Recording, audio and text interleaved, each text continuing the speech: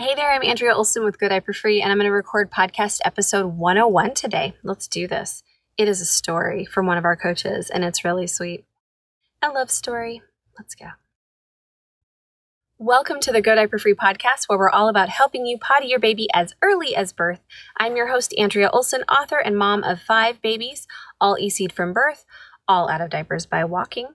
This is episode 101, Me and EC, a love story. The ups and downs of Nechama's 7-year relationship with Elimination communication.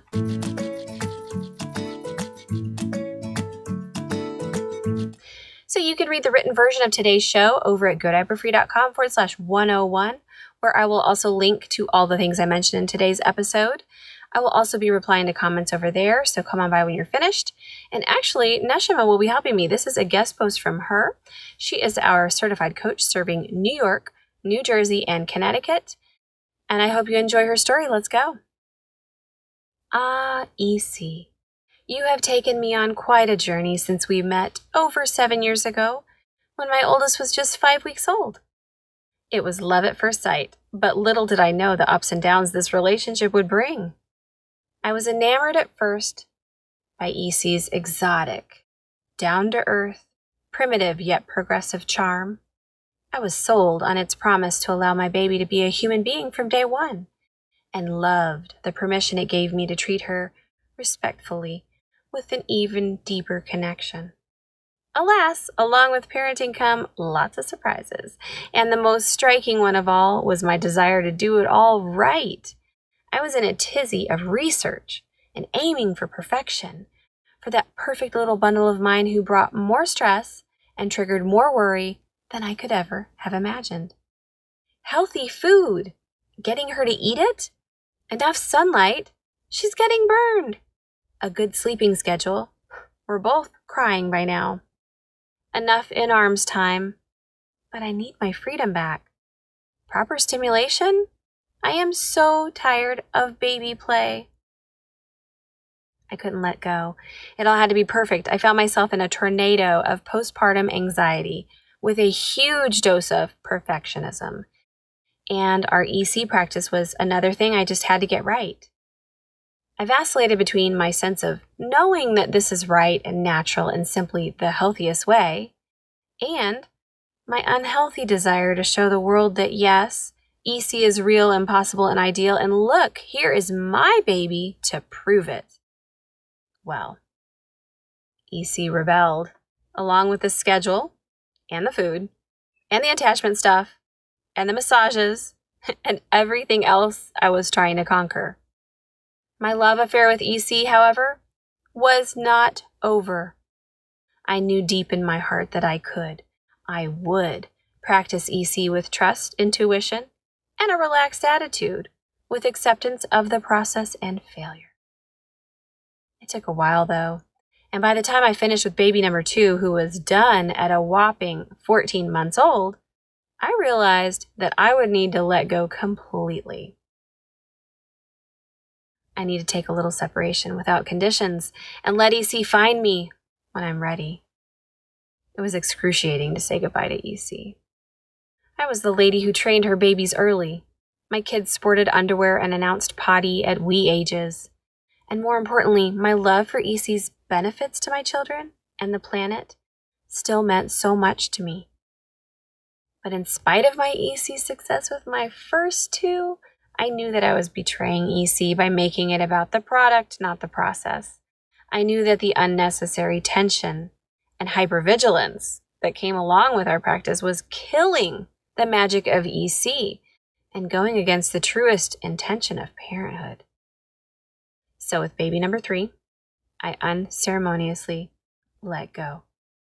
He was bundled like the others in his disposables, onesies, and one-piece stretchies. Every time I knew I missed an obvious poop, I cringed, wishing I could catch it in the sink and feel that familiar rush of victory, pride, and satisfaction.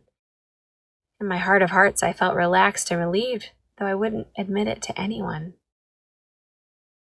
There's a saying, you can't say yes if you can't say no.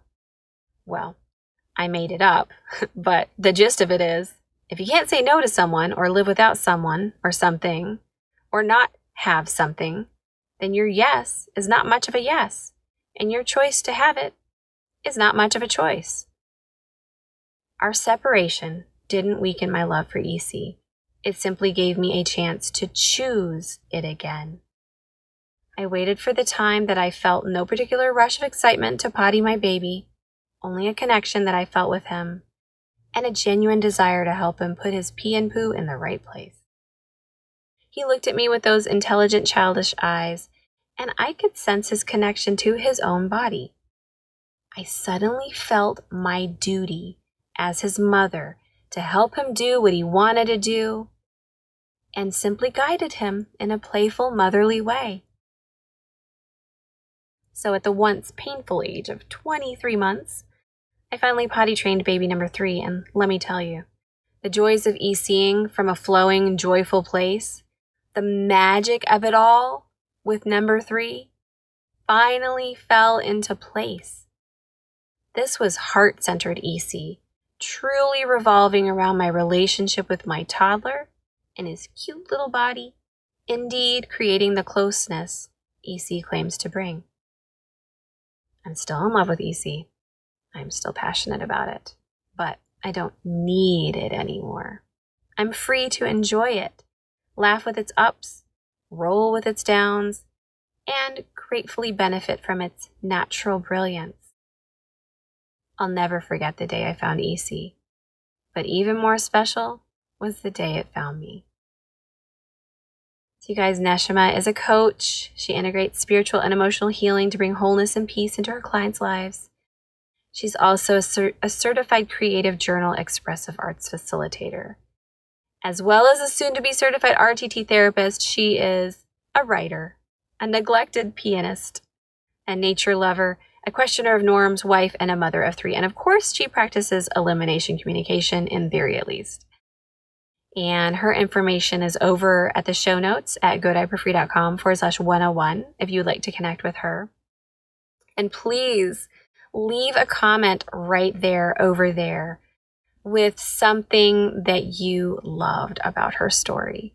And I can find so many things, but especially loved that she chose to have a separation from EC after a not so balanced relationship with it.